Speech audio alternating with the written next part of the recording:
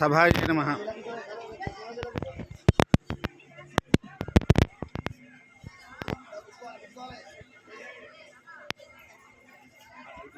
శ్రీమన్మహాగ్నిజయనం తొండవరం.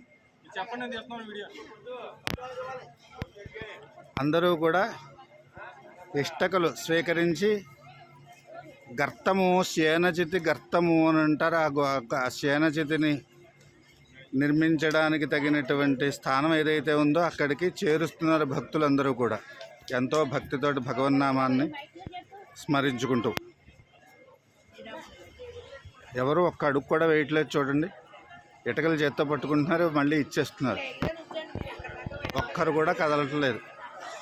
అలాగ పని అవుతోంది అంటే ఇంటింటికో పుష్పం ఈశ్వరుడికో మాల అన్నట్టుగా అంతమంది భక్తులు ఇంకా వారు మేము వస్తాం అంటే కాదు అని కాసేపు కూర్చోండి, మళ్ళీ మీరు టీం మారుదురు కానీ అని చెప్తున్నారనమాట. శుభమస్తు. అక్కడ యజ్ఞము ఇష్టకోపధానం ప్రారంభమైంది.